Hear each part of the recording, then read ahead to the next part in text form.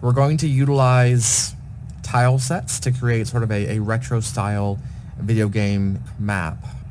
So I have a tile set here, and basically I'm going to use just these graphics to make the image, and that's what a lot of them did in the 90s. Essentially, memory back then was expensive, and of course you don't want to spend a bunch of money for each game cartridge to have more memory than you need, so you try to create graphics that you could utilize again and again and again to use up less space. But anyway, so I'm gonna go ahead and create an image that's 640 by 480. This is sort of like, ooh, is this the right size? This is sort of more like PS1 screen size, but it's okay. I might scale it down a little bit, but you'll still get the point. So I'm gonna go ahead and create, and it looks way small, and that's okay. It's alright that it looks way small. It's actually probably good for the video, so I can zoom in and you can see what I'm doing, right? Here we go. We've got all of our tools. I am just in the Essentials workspace, so if your Photoshop looks different than mine and you want to make it look the same, swap to that one. I'm going to open this file in here as well. So I made a new file, 640 by 480. Go ahead and open, and I'm going to find this image that I downloaded. There it is, overworld tile set grass. I had some other ones that I was looking at, but I think this is the best one for our example. And you can also see it's quite small. Down here you can see it's 192 pixels by 336 pixels, so it's pretty small. The main thing that we have in this image, if you haven't noticed, is grass, right? So grass is going to be sort of the main tile that we use, and it's going to be basically the pattern. And this can be potentially a little tricky because I want to make sure that I get just the grass. So right now I have my rulers showing on Photoshop. So if you go to Window, if you go to View, there it is. You can make sure Rulers is set, and that allows me to drag out rulers. These lines are not actually there. They are just to help me. If I save the image, not screenshot, but if I save the image properly, you won't see the rulers. So they're just guiding lines to help me. And what I can do is I can try to figure out how large or how small, exactly basically where the borders are on these. And if I zoom in enough, like you can see now, you can actually see the pixel grid, right? So we can actually see little faint gray lines here between these pixels. And so I can put down these lines to kind of figure out how big the tiles are. Okay. So this tile looks like it's 16 pixels down, and I'm using this one because it's very clear where the edges are. These are all the same size, so there's also a 16 pixel tile here, but because the grass fades into other grass, it's hard to know exactly where it is. I chose this one because it's very obvious where it is, right? This is a transparent tile. This tile is not actually white and gray, it's transparent. Knowing that this is 16 by 16, I can pull this over and go until it says 16, right there. That is my tile. That is going to be the main background tile for this, okay? So let's see, so that's 16. Ooh, this is going to be really large. I don't want it to be that large. Let's see, I'm going to go ahead and actually go to image size, swap this to pixels. So 640 by 480, if each pixel is only 16 large, that is huge. I think what I'm going to do instead is I'm going to say, let's see, can we lock this? Go ahead and lock that. I'm going to say that I want my image to be no larger than maybe 10 tiles down. That might be a little too small. Well, no, it's fine. We'll do it. I can always increase it later. So 10 tiles down means it's 160 down. I locked this so this would change proportionally. So I'm going to click OK. All right. Now I have this much smaller canvas to work with, and that is fine. Okay. So going back here, I have this, all right, I'm going to use my marquee tool, and I'm going to select all of these, right? I want just, it's being difficult. Sometimes if it's being difficult, you might zoom in closer. There we go. And then it often won't be as fussy. It should also snap to your rulers usually, snap to, but sometimes it misbehaves. Anyway, that works. So now I can go to define pattern, and I forget where that is, but on a Mac with Photoshop I can type in pattern, pattern, and it will show me where it is. Okay, it's under edit. So edit, define pattern. All right, that's fine. Okay, so now I have that. So now I can go into here and I can just create a new layer. All right, I have this new layer, and from there I can tell it that I want to actually fill this with that pattern. So there's a couple ways. There's at least, I know of one way, but I want to see if there's a better way. So new fill layer, patterns. Okay, here's this. If we drag that over, there we go. All right, so I could just drag that over and that works. Right, and so it filled this whole thing in with that grass pattern. Okay, yeah, looks good. So now what I can do is I can go in.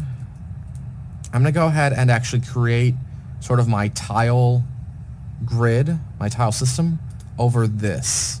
Right, so again, remember it was 16 by 16. That's how large those tiles were. So I can drag this over to 16.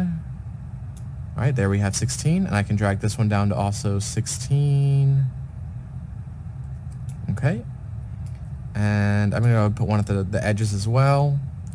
So I could do that forever, but what I can also do is I can instead use a grid. So the guides are super useful over here to help cut these out and know where the edges are for that. But for this, I think what would be more efficient is just going over here to view and show grid. Now these are not quite right. You can see that the line is at a different place on each one. So I need to go over here to my preferences, down here grids, and change this section here where it says grid to pixels and every 16. I think that should be good. 16, I don't want any subdivisions. 0 subdivisions. Oh, okay, I guess I have to have one. Yeah, that looks right. That looks right. So if you notice here, we can actually see the preview. So when it had 4, those are not 16 each. So if I just do one, I guess is basically no subdivision. And what color do I want? I think I'm going to do red. That's kind of hard to, that's not enjoyable. I'm going to go with cyan. That's pretty good. That's the same as my ruler, so I like that. And I think I want to change this to dash lines or dotted lines. Nope, dash lines. All right, that way I can differentiate a little bit between the guides. That's fine. I wish the gaps in those little lines were a little bit larger, but that's fine. Okay, so now what I can do is I can go back and forth between here and here. I'm going to actually drag this separately so I can move back and forth between the two easier. And I can copy things I want from here and add them onto here. And this is similar to how they would actually do it in in-game engines. There we go. Basically what I can just now do is I can just copy and paste the different things that I want. Let's drag this over. Where would that go? Let's see. So if they're 16 each, 64 would be 16 times 4, right? So there we go. And this is actually the top of those, right? We have this little transparent area, right? And that's so it might be able to overlap some trees or something, right? So I'm going to go ahead and add in this little village here.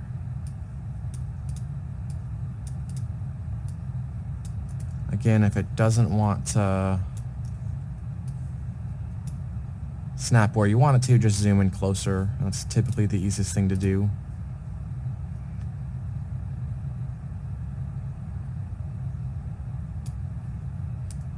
All right, so Command C and come back over here and Command V, and I have my little town. Notice it's jumping, right? So it's trying to snap to those grid lines. It's not always accurate, right? Like we can see some are sort of in the middle, right? The bottom of the village should be on the bottom of one of these lines, but you get the idea. So I can snap that there, and then there's a little path. So if I want to find a path over here, here's a path. So if I drag these out again, let's see, so that's 16, so then this should be 32. There we go. And then plus 16, 32 plus 16. That should be 48. Actually, I'm going to go ahead and add the grid on here too, just because that will make it easier. Then I don't have to do the math. All right, so we have that, and I can switch back to the marquee tool. Copy and paste. Okay, so I can drag this down there. We've got a path there. And let's see, maybe I want to make the path turn to the right. So I'm going to grab this tile here. Oh, nope, wrong tile. This tile here. Paste it in. Okay. And then I want it to go to the right. So it looks like there's not a path to the right. There's crossroads. Oh, there it is. There it is. There's our horizontal one. I just missed that somehow. All right. So we'll put that here. And I'll put another one. So I just paste it again. Then I think I'll add, maybe I'll add a crossroad. So back to the marquee tool. And this is M, so I can quickly jump back and forth by pressing M, right? I don't always have to bring my mouse all the way over there. So I'll add this crossroad here. Command C, Command V. This is, I think, V. Yeah, V for the move tool, so I can jump to this. Go back to M, go back over here. So now I need this one again. Command C, Command V. V for the move tool, and I'll paste one more of those. Back to M. I'm going to go ahead and grab this horizontal one again. Command C, Command V, V for the move tool, right? And you just start drawing a landscape, right? Oh, we can see that got cut off a little bit there. So the horizontal was not exactly divisible by the 16 pixels, and that's fine. I don't care. And this is essentially what they did with those original games. Now, they weren't using Photoshop for this. They were actually doing a lot of this in either in code or in some sort of early video game engine. You can find some RPG type engines, and you can also do this in Unity as well. So there are fairly modern tools that you can do this in as well. There are still people and studios that use this technique. All right, and then I was thinking I was going to add a cave, so this path kind of dead ends before a cave. I don't have a graphic where the path actually goes into the cave, right? So I'll just have to utilize that and have a little bit of grass in between, and I think that's okay. So I'll have this here, Command V, right? Instead of just having one tile there, I could have grabbed all three like I did with the town. So I'll do that just to be a little bit faster. All right, I could add some trees. Maybe I'll add a couple trees here, something like that. Maybe this one goes there. I don't want to be too much the same. And let's see. I want to show a little bit of the transparency aspect here that I mentioned earlier. So maybe I'll put sort of this tower sort of back here. But before I do that, I want to add a little bit of forest that it might overlap. So again, I can do a pattern. So I'm going to have sort of a foresty area here-ish, right? So I'm going to make one more pattern before we wrap up this video. So I'll highlight that. And I forgot where pattern is again, because I always forget where pattern is.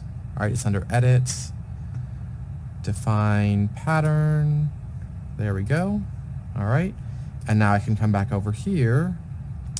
I want this forest to kind of be, I think, along here, kind of here-ish, something like that. So I'm gonna make a new layer, and I'm gonna highlight all of this. I'm gonna highlight kind of here. So I'm holding shift to add more to this selection, maybe there, and then I think there, and I think that's gonna be how much of the force is gonna use that background. So from there, I'm gonna say, how do I wanna do this? I think I can just do this and drag this in. Nope, just kidding. All right, let's go back to here. Instead, I'm gonna go ahead and grab my paint bucket. I'll click on my layer, Looks good. Color that. All right, it's white. Now that I've done that, I can double click here, and this was one of the other ways that I was going to show you guys pattern. I guess it's fine to do it this way. So I can click pattern here, and I can jump down to the pattern I added, make sure that opacity is set to 100%, and we've got trees. Now the trees look pretty bad, right? Because it's just this pattern, right? I need to add these edges to make it look more normal. And this is the same thing that you would do if you wanted to add some water, right? I could add a little lake down here or something, right? So it's that same idea of what you would use there. So I'll grab this one. I'm going to use this one a lot, right? All the way up here. I could actually make a pattern for that if I wanted to. I'll just copy and paste quickly because I think it'd be about the same as trying to turn that into a pattern. All right, so I can just paste this over and over again until I get up to this corner piece. This corner piece here is actually going to be that piece right there, right? So that will be here, this will be here, so that's all those pieces. For this corner piece, I need this one right here, right? And you can see this idea of this corner piece like that is also similar to here. So if I was doing water, well, here you have water, right? But if I was doing this water, like this sort of like rice paddy or something like that, I might have this, and then if I needed a corner piece like that, then I would use one of these for. So it's just kind of getting used to the way that designers and artists would lay out these tile sets. And again, still do, right? This technique is still used, it's just not as common now as it was back then. Back then, like, all games were made this way. Now there's a lot more options with newer technologies and larger storage mediums and stuff like that. And I need one more of these again. All right, so we have that one.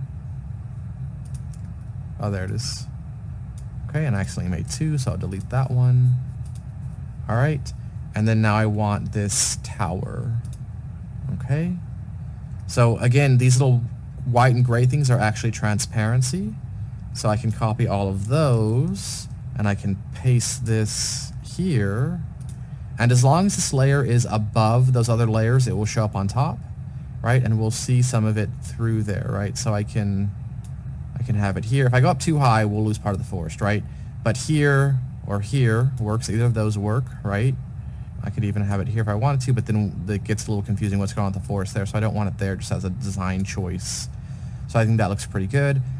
Keep in mind layers, right? If I have it on the wrong spot, it might end up behind the forest, so I just need to make sure it's on top of those. And yeah, something like that. I could add in some of these little flowers if I want to. I could add in some other grass to make this pattern look a little bit less monotonous, right? So I can add in a few here and there.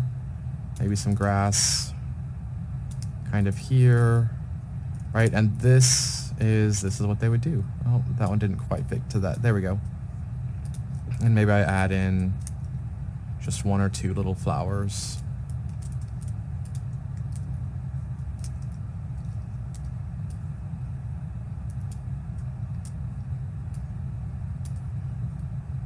And then I can tell it to hide the grid. And there we go. We've got like a little like retro picture or whatever. And I could add more. I should add more if I wanted to look really nice, right? But you get the idea, right? So that's sort of how these would work. All right, so try it out, make your own. There you go.